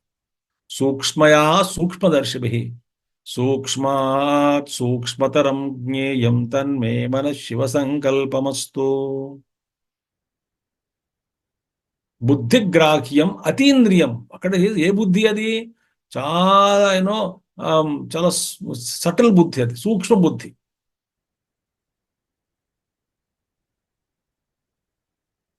ఆ లోపల పొరలను ఓపెన్ చేయగా, తెరవగా వచ్చేటువంటి ఆ సూక్ష్మమైనటువంటి బుద్ధి చాలా తీక్ష్ణంగా ఉంటుంది. ఇంకా మీకు చెప్పాలనే ఎలాగా ఉదాహరణ మీకు ఇవ్వాలని చూస్తున్నాను నేను. ఎలా వాడుకుంటున్నామని, ఆ పొరలు ఎలా ఉంటాయని. మొట్టమొదటిది మనకి ఒక ఒక ఒక బుద్ధి మనం చూద్దాం, లౌకిక బుద్ధి ఎలా ఉంటుందో. మనం మనిషిని చూసిన తర్వాత మీరు బ్రాహ్మడు, క్షత్రియుడు, వైశ్యుడు, శూద్రుడు, లేకపోతే విదేశీయుడు, ఈ జాతి వాడు కాదు, ఇంకొక జాతి, ఇంకొక దేశం, ఇలా తెల్లవాడు, నల్లవాడు, పొడుగు, పొట్టి, ఇలా ఇవన్నీ ఉన్నాయి కదా. ఇవన్నీ నానా రకాలైనటువంటి మంచివాడు, చెడ్డవాడు, పొట్టి, పొడుగు, నలుపు, తెలుపు, బ్రాహ్మణ, క్షత్రియ, వైశ్య, శూద్ర, తర్వాత వేరే దేశస్థుడు. ఈ మానవుల్లో ఇన్ని భాగాలు ఉన్నాయి. రిచ్, పూరు, డబ్బు ఉన్నవాడు, డబ్బు లేనివాడు, బట్టతల వాడు, బట్టలు లేనివాడు, దుత్తున్నవాడు, దుత్తులే, ఇలా అన్నారు. ఇంత ఇంత వైవిధ్యం ఉందే. అది ఏ బుద్ధి? లౌకిక బుద్ధి చేస్తున్నది. ఒక్క పొర పైకి వెళ్దాం. Let me spend some time on this. ఒక్క పొర ఛేదించుకు పైకి వెళ్దాం.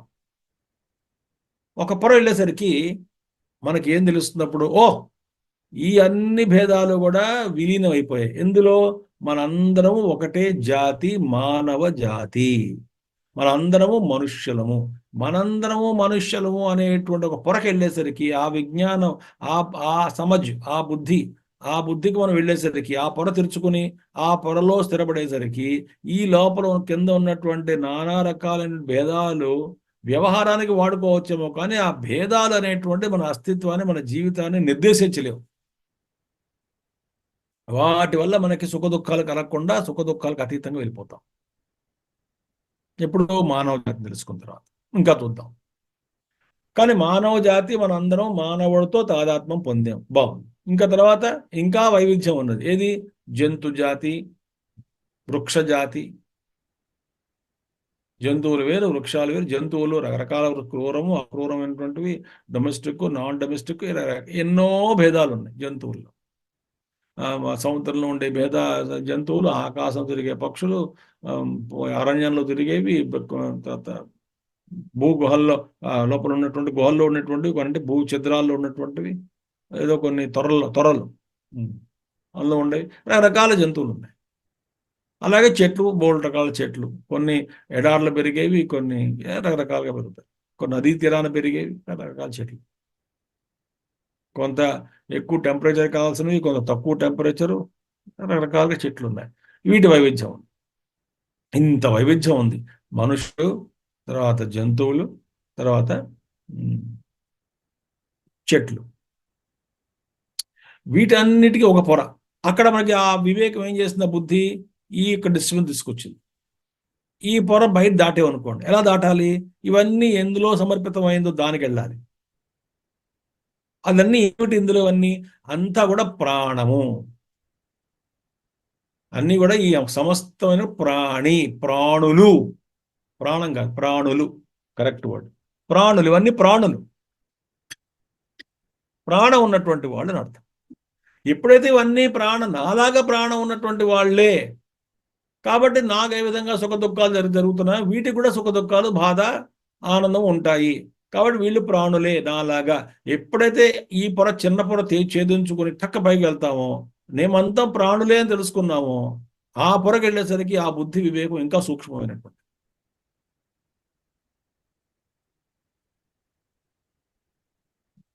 అది తెలుసుకున్నానా? ఇంకా ఉంది భేదం. ఇంకేం భేదం? ఇదేమో అచేతనము, ఇవన్నీ కూడా ప్రాణులు, మిగతావి ఖనిజములు అన్నీ కూడా ప్రాణం లేనటువంటివి, రాళ్ళు, రప్పలు, కొండలు, ఇలాంటివి. ఇందులో ప్రాణం లేదు సుమా, అలా పడి ఉన్నాయి. ఇవన్నీ కూడా ప్రాణం ఉన్నటువంటివి, సుఖ దుఃఖాలు అనుభవిస్తున్నటువంటివి. అబ్బా, ఇక్కడ మళ్ళీ ఆపరం ఛేదించుకోవాలి. అదేంటండి, ఎలా ఛేదిస్తాం? ఇంకా బలగలదు. ఏమిటుంది అది? ఇవన్నీ కూడా మనుష్య జాతి అస్తిత్వం ఉన్నది, పశు జాతికి అస్తిత్వం ఉన్నది, జంతు జాతికి, ఏమైనా వృక్ష జాతికి అస్తిత్వం ఉన్నది, లేదా అలాగే ఈ ఖనిజ జాతికి, తర్వాత ఇన్సెన్షియంట్ అన్నీ కూడా కొండలు, రప్పలు, రాళ్ళు అన్నింటి కూడా అస్తిత్వం ఉన్నది. అంటే అస్తిత్వంలో అందరం సమానము, మనందరం అస్తిత్వంగా ఉన్నాము. అంటే మనం ఉన్నాం కదా, ఉండుట అనేటువంటి అస్తిత్వం మనందరికీ కామన్, అది సమానము. కాబట్టి అక్కడికి వెళ్ళేసరికి, ఇంకో పొర ఛేదించుకు వెళ్ళేసరికి అక్కడ మనకి ఏకత్వం కనబడుతుంది. ఇది అందరం అస్థి అస్థి అస్థి, అందరం ఉన్నాము, అస్తిత్వము, మనకి అస్తిత్వమే సమస్తం, ఈ అన్నిటికీ కామన్.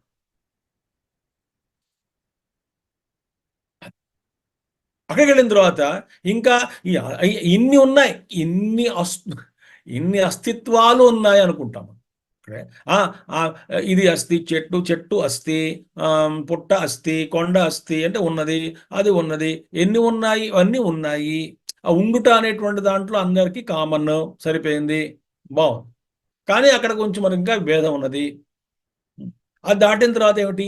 ఈ ఏదైతే ఉన్నది ఉన్నది నేను అంటున్నానో, నేను ఉన్నాను, ఈ చెట్టు ఉన్నది, ఓ జంతువు ఉన్నది, సింహం ఉంది, పులి ఉంది, ఇలా ఇలా అంటున్నామో, ఈ విధంగా ఉంది ఉందని అంటున్నామో, ఈ నాలో ఉన్నటువంటి అస్తిత్వానికి, మిగతాలో అందరిలో ఉన్నటువంటి అస్తిత్వానికి, ఈ అస్తిత్వాలు వేరా ఒకటా?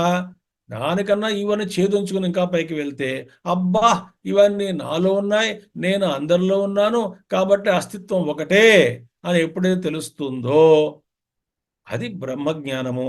అది అంతిమ పొరం దాటితే ఈ విధంగా అటువంటి సూక్ష్మమైనటువంటి బుద్ధితోటి ఈ బ్రహ్మతత్వాన్ని తెలుసుకోవాలి. కానీ కేవలం ఇది చెంబు, ముంత, ఇది 10 రూపాయలు, 5 రూపాయలు, పెద్ద ఇంటెలిజెంట్ మాట్లాడుకుంటూ, మనం లౌకిక విజ్ఞానాన్ని ఉపయోగించుకుంటూ, దాని మీద సంభాషణలు, చర్చలు చేసుకుంటూ గొప్పగా మురిసిపోతూ ఉంటాం. మనం చాలా పెద్ద జ్ఞానంలో అని, చాలా విజ్ఞానవంతులు అని, చాలా మనకేదో విశ్లేషణ ఉందని, సూక్ష్మత్వం ఉందని చెప్పి, చాలా నేను అనలైజ్ చేస్తానండి, అనలిటికల్ ఎబిలిటీ నాకు ఉందండి అని రకరకాల అహంకారాలతోటి అనవసరంగా జీవితాంతం కూడా విర్రవీగుతూ చివరికి చచ్చిపోవడం తప్ప ఇంకేం మిగలదు.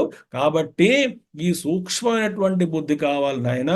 ఏ బుద్ధి ద్వారా అయితే ఆ తత్వాన్ని తెలుసుకోవాలో అటువంటి బుద్ధి ఈ మామూలుగా లౌకిక బుద్ధి కన్నా ఆ పరమైనటువంటి బ్రహ్మ. కాబట్టి ఈ లౌకిక బుద్ధి, వ్యాపార బుద్ధి వల్ల ఆ బ్రహ్మతత్వాన్ని తెలుసుకోలేము, అనుభవంలోకి తెచ్చుకోలేము సుమా అని చెప్పి ఉపనిషత్తులు, మహాత్ములు మాటి మాటికి ఒక్కాడని చెప్తున్నారు. కాబట్టి ఆ బ్రహ్మతత్వాన్ని తెలుసుకోవాలి అంటే ఈ లౌకికమైనటువంటి బుద్ధిని మనం త్యాగం చేసి, దీనికి అతీతంగా ఉన్నటువంటి, సూక్ష్మంగా ఉన్నటువంటి ఆ యొక్క దివ్యత్వంతో కూడుకుని ఉన్నటువంటి బుద్ధిని మనం కనుక ప్రచోదనం చేసుకోగలిగితే, అప్పుడు కానీ ఈ సమస్తమైనటువంటి సంసారానికి అతీతంగా ఉన్నటువంటి బ్రహ్మతత్వాన్ని మనం తెలుసుకోలేము. అయితే లౌకిక బుద్ధి అసలే పనికిరాదా అంటే, కేవలం లోక వ్యాపారానికే పరిమితమైనటువంటి బుద్ధి ఇది. ఈ బుద్ధి ఎంతటితోటే పరిమితము. ఇది క్షేత్రం, ఈ క్షేత్రమే దాని పరిమితము. ఈ క్షేత్రం దాటితే దాని ఉపయోగం లేదు. ఇండియన్ కరెన్సీ ఇండియాలోనూ ఉపయోగము, ఇండియా దాటితే దానికి విలువ లేదు. ఎక్కడ వాడుకోవాలంటే ఇక్కడ ఎక్స్చేంజ్ చేసుకోవచ్చు, అంటే ఏ దేశంలోకి వెళ్తే ఆ దేశం కరెన్సీ వాడాల్సిందే.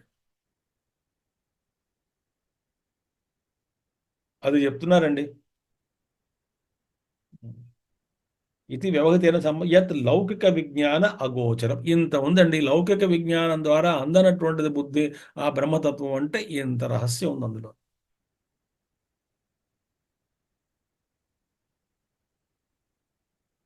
యద్ వరిష్టం వరతమం సర్వపదార్థేషు, అన్ని పదార్థాల్లోనూ శ్రేష్టమైనటువంటిది, కోరదగినటువంటి best of the things that which we can desire to possess, high quality. కొంటే అదే అదే తింటే గార్లే తినాలి ఏదో అంటారు గమ తెలుగులో, అంటే అవి అంటే ఆ ఉదాహరణకు చెప్తున్నాను. అంటే ఏమిటి, అంత శ్రేష్టమైనటువంటిది.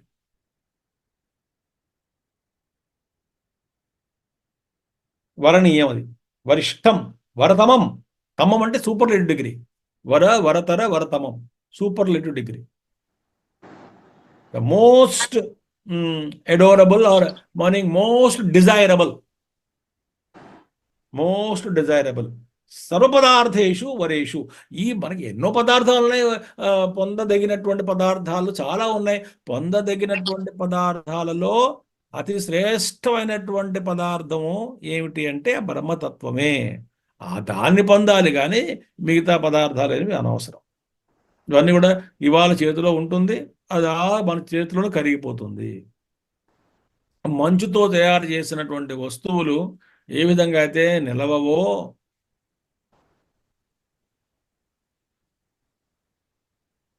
మంచు అంటే ఐస్, సారీ ఐస్, మంచు కదా ఐస్. ఐస్తో చేసిన పదార్థాలు ఉంటాయా, నిలబడతాయా అంటే నిలబడవు. ఐస్తో ఇల్లు కట్టుకున్నాం, ఉంటుందా? ఐస్తో మనం ఏదో రకరకాల పదార్థాలు చేసుకున్నాం, కుర్చీ చేసుకున్నాం, ఐస్ టేబుల్, ఐస్ కుర్చీ, ఉంటుందా? ఐసు గణపతి ఉంటాడా? అది ఇలా మన చుట్టూ మనం చూస్తుండగానే అలా కరిగిపోతున్నాడు.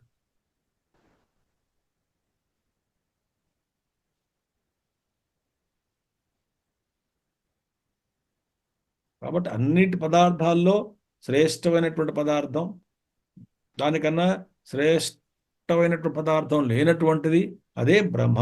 తదిహి ఏకం బ్రహ్మ అతిశయేన వరం సర్వదోషరహితత్వాత్. ఎందుకని ఆ బ్రహ్మలో ఏ దోషము లేదు. మిగతా ఏ వస్తువు పొందినా అందులో దోషం ఉంది. ఆ దోషం ఏమిటి? కాలంతో పరిమితమైనటువంటి వస్తువులు కాబట్టి కాలంలో అన్ని కాలక్రమేణా అన్ని నశిస్తాయి. అదే పెద్ద దోషమే. ఇంతకన్నా దోషం ఏముంది?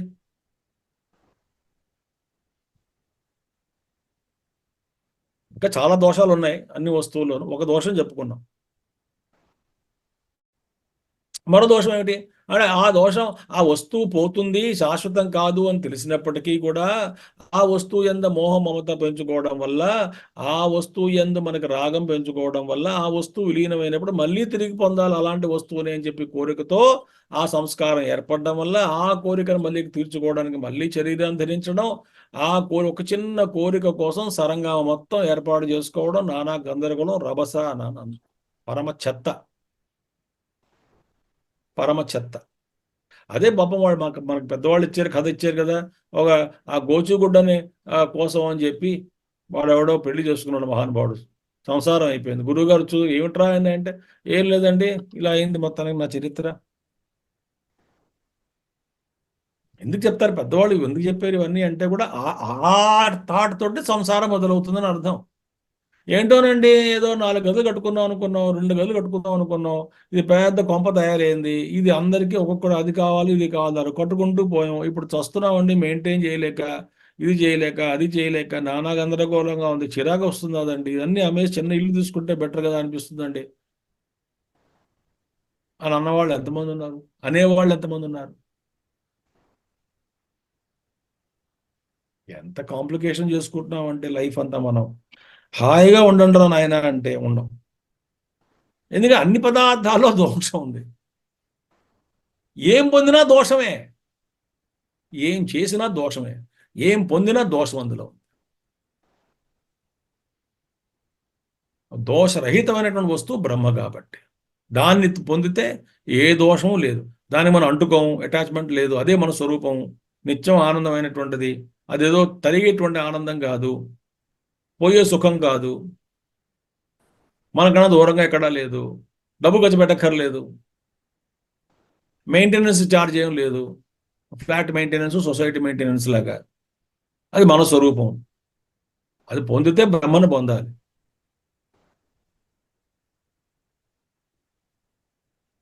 అర్థమవుతుంది కదా? కించ. రెండో మంత్రం. యదర్చిమద్యద్ అణుభ్యోऽణు చ యస్మిన్ లోకా నిహితా లోకినశ్చ తదేతదక్షరం బ్రహ్మ స ప్రాణః తదు వాङ्మనః తదేతత్ సత్యం తదమృతం తద్వేద్ధవ్యం హే సౌమ్య విద్ధి.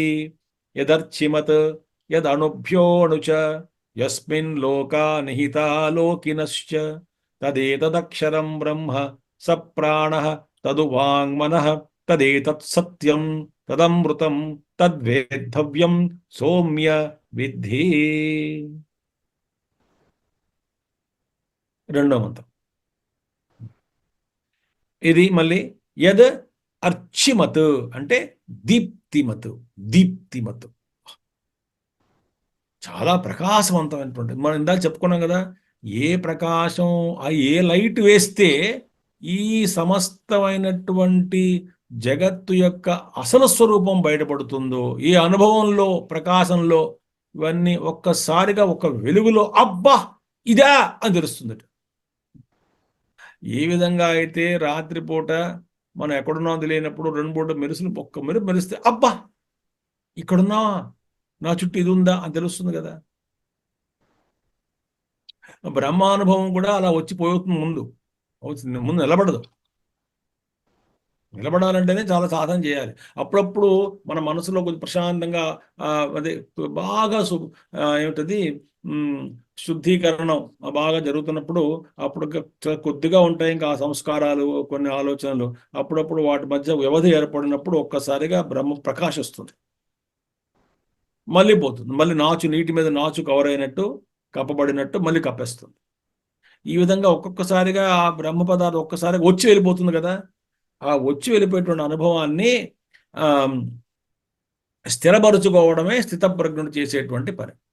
అందుకే శంకరాచార్య గారు స్థిత ప్రతిష్ఠిత యస్య ప్రజ్ఞ, నేనే బ్రహ్మ, అహమేవ బ్రహ్మ అని వస్తుంది. నేనే బ్రహ్మ అని ఎవడి ప్రజ్ఞ అయితే ఆ బ్రహ్మానుభూతిలో స్థిరంగా ఉంటుందో వాడు స్థితప్రజ్ఞుడు. ఎవడి ప్రజ్ఞ అయితే నేను బ్రహ్మ అనేటువంటి ఆ అనుభవంలో స్థిరపడతాడో వాడే స్థితప్రజ్ఞుడు అన్నారు అక్కడ వ్యాఖ్యానంలో. అలా ఉంటుందా అండి? ఒక్కసారి వస్తే పోతుంది. అది మొదట్లో ఉండదు. ఎందుకంటే అది కేవలం వృత్తి వల్ల వచ్చినటువంటిది, ఒక మానసిక స్థితి వల్ల వచ్చి అందులో నిలబడాలి. దానికి మళ్ళీ అందుకే రమణ మహర్షి అడిగారు, మీరు ఎందుకండి వదిలేసి వెళ్ళిపోయారు? అవన్నీ వదిలి మీకు మధురలోనే ఉండగానే నేను శరీరం కాదు అనేటువంటి అనుభవం మీకు వచ్చింది కదా, మీరు ప్రకాశ స్వరూపం, జ్యోతి స్వరూపం అనుభవం మీకు వచ్చింది కదా, ఇంకా మళ్ళీ ఎందుకు అరుణాచలం వెళ్ళి తపస్సు చేశారు అంటే అందులో స్థిరంగా నిలబడ్డానికి అన్నాడు ఆయన.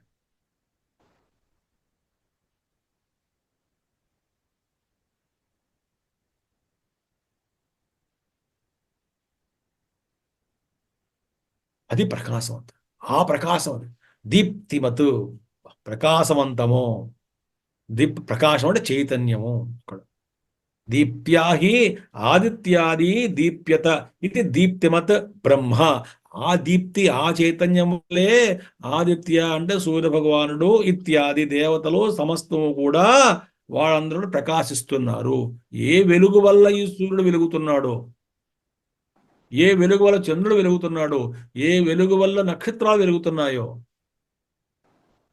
ఏ వెలుగు వల్ల ఈ అగ్ని పనిచేస్తున్నదో, వెలుగుతున్నదో, ఆ వెలుగు ఈ వెలుగులన్నిటికీ కారణమైన వెలుగు. ఆ వెలుగు ఈ వెలుగులన్నిటికీ అతీతంగా ఉన్నటువంటి వెలుగు. నతత్ర సూర్యో భాతి నచంద్ర తారకం నేమా విద్యుతో భాంతి కుతోయమగ్ని తమేవ భాంతమనుభాతి సర్వం తస్య భాసా సర్వమిదం విభాతి. ఆ మంత్రం వస్తుంది. అది అక్కడ సూర్యుడు, చంద్రుడు, నక్షత్రాలు ఏమీ ప్రకాశించలేవు. అవి ఏ ప్రకాశం వల్ల అయితే ఇవన్నీ కూడా అనుభాతి ప్రకాశింపబడుతున్నాయో అది ఆదిత్యాది. ఆ మంత్రం వస్తుంది కాబట్టి ఇక్కడ సూచించారు ఆయన. ఆదిత్యాది దీప్యత అయితే దీప్తిమత బ్రహ్మ. అది బ్రహ్మ, అది ఒరిజినల్ లైట్. అది మిగతా అన్ని రిఫ్లెక్టెడ్ లైట్లే. మిగతా అన్నీ కూడా ఆ ఒరిజినల్ లైట్ కాదు అసలు ఏది కూడా. ఆ ప్రకాశం వల్ల ఇవన్నీ ప్రకాశిస్తున్నాయి. కాబట్టి ఇంక మనకు సూర్యుడికే దిక్కు లేదండి. మనం సూర్యుడే ప్రకాశ స్వరూపం అనుకుంటాం, కరెక్టే. కానీ ఆయన కూడా అల్టిమేట్ కాదు.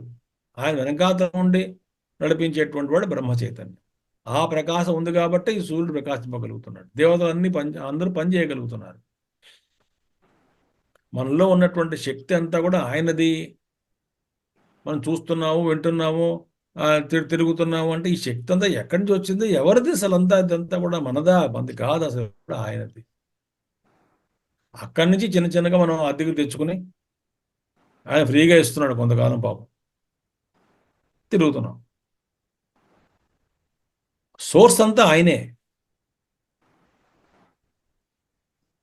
కించ మోర్ ఓవర్, ఇది కాకుండా అంతేకాక యద్ అణుభ్య శ్యామాకాదిభ్య అపి అణుచ సూక్ష్మం. శ్యామాకాది అంటే ఏంటంటే బాన్యార్డ్ మిల్లెట్. బాన్యార్డ్ మిల్లెట్. ఆ బాన్యార్డ్ మిల్లెట్ తెలుగులో ఏమంటారు? మీరు డిక్షనరీ చూసుకోండి కావాలంటే. బిఏఆర్ఎన్ వైఏఆర్డి. బాన్యార్డ్ మిల్లెట్. చిన్న చాలా ఆ విత్తనం దానికన్నా సూక్ష్మము. ఏదో మన కంటికి కనబడేటువంటి వాటిలో సూక్ష్మమైన విషయాల్లో ఏదో మంత్రం అక్కడ ఆచారాలు తీసుకొచ్చారు. ఇంకా మనం చెప్పుకోవాలంటే it is subtler than the atom, subtler than the sub nucleus particles, subtler than the quarks, subtler than the sub quarks.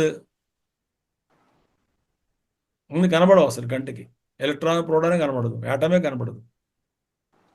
అందులో ఎలక్ట్రాన్, ప్రోటాన్, న్యూట్రాన్, అందులో సబ్ క్వార్క్స్, అందులో sub quarks, nano particles. Nano particles కన్నా సూక్ష్మం అనుకోండి.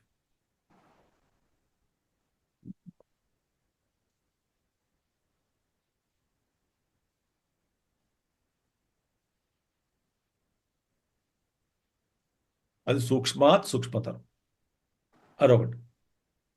చ శబ్దాత్ అణు అపి అణుచ సూక్ష్మం. ఇక్కడ చ అంటే ఏమిటి? చ శబ్దాత్ స్థూలేభ్యపి అతిశయేన స్థూలం పృథివ్యాదిభ్య. స్థూల పదార్థాల్లో చాలా స్థూలమైన, అంతకన్నా పెద్దగా స్థూలమైనటువంటిది ఏది? పృథివీ కన్నా స్థూలమైనటువంటిది స్థూలము.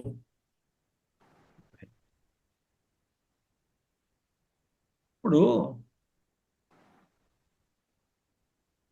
నేను మీకు చెప్పాలో లేదో తెలియదు కానీ చెప్పేస్తాను. దీనికి ఉన్న ప్రమాణాలు అడగద్దు. ఒక మహాయోగి రాశారండి. మరి దీనికి ఉందా లేదా మనకి తెలియదు అంతకన్నా. ఎప్పుడోట కొన్ని ఏదో చాలా కాలం క్రితం, అంటే కొన్ని కోట్ల సంవత్సరాలు, బిలియన్ సంవత్సరాలు ముందు, ఎప్పుడో మొత్తానికి, ఈ కల్పం ఎప్పుడో మొత్తానికి సృష్టిలోట ఈశ్వరుడు ఇంతకన్నా స్థూలమైనటువంటి జగత్తును సృష్టించేట. మహాయోగి పుస్తకం ఆయన లేరు ఇప్పుడు. చదివి నాకు ఆశ్చర్యం వేసింది అప్పుడు. ఆయన అన్నాడు, ఆయన అది మన బుద్ధికి అందదు అన్నాడు ఆయన. ఇంతకన్నా స్థూలంగా ఏముంటుందండి అంటే ఉందిట, ఉంటుందిట, ఉన్నాదిట ఒకప్పుడు. అదొక అర్థం.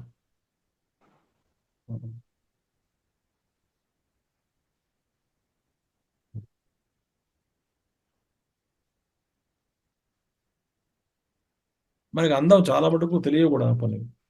సరే. యస్మిన్ లోకాహ భూరాదయ నిహితాహ స్థితాహ. ఎందులో అయితే ఈ భూమి ఇత్యాది లోకములు, భూలోకము, 7 ఊర్ధ్వలోకాలు, 7 అధోలోకాలు, స్థితాహ అంటే అందులో ఇమర్చబడి ఉన్నాయి, అందులోనే ఉన్నాయి. ఆయనే పట్టుకున్నాడు ఇవన్నీ, ఆయనలోనే ఇవన్నీ గర్భితమై ఉన్నాయి.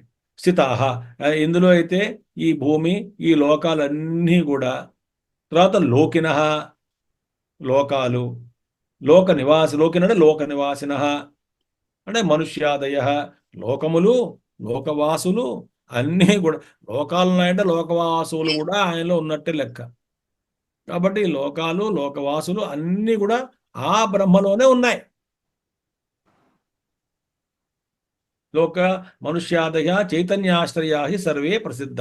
ఇవన్నీ కూడా చైతన్యమే ఆశ్రయంగా కలిగించుకుని ఉంటున్నాయి. వాటి అస్తిత్వానికి ఆశ్రయం ఏమిటి అంటే చైతన్యమే. కాబట్టి చైతన్యమే వాటన్నిటికీ కూడా ఆధారము. ఈ సమస్తమైన ప్రాణకోటికి చైతన్యమే ఆధారం.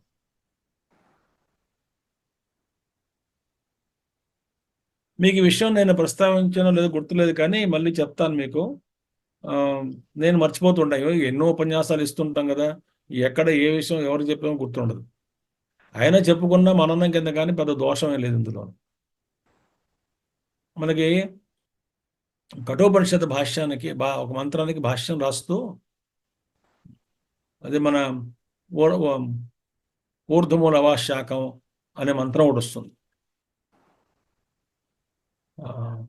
ఆ మంత్రానికి వ్యాఖ్యానం చేస్తూ ఆచార్యులు ఏమంటారంటే, ఊర్ధ్వలోకాలు 7, అధోలోకాలు 7, ఈ 14 లోకాలు ఉన్నటువంటి బ్రహ్మాండము.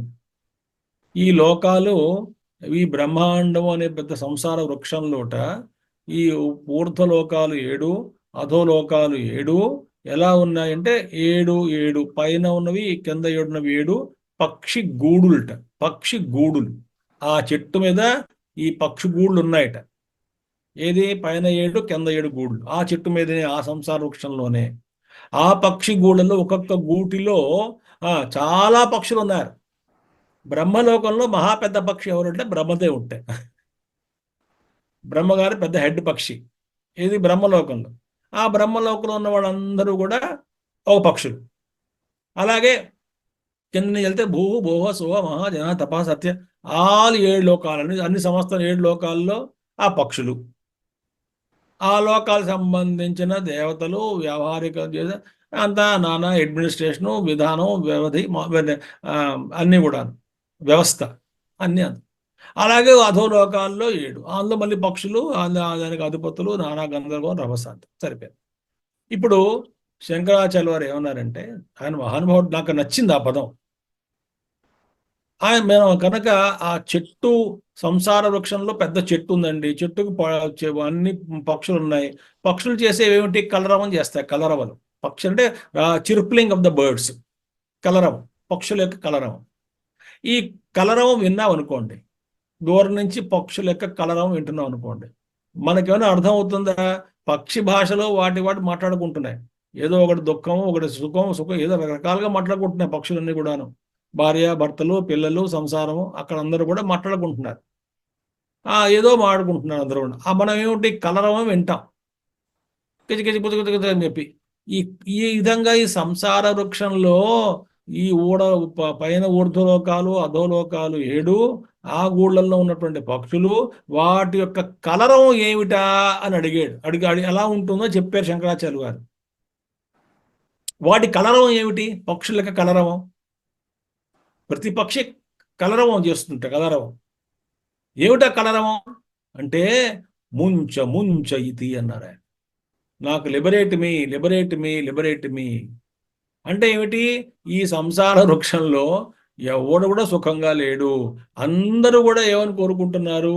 నేనున్నటువంటి ఈ దుఃఖమైనటువంటి స్థితి నుంచి నాకు ముక్తిని కలిగించు అని ఒకటే, అంటే ఆర్తనాదం. వినిపించినటువంటి అందరి జీవులలో ఉన్నటువంటి ఆర్తనాదం ఏమిటి అంటే ఆత్యంతిక దుఃఖ నివృత్తి, సుఖప్రాప్తి. ఇదే ఆర్తనాదం.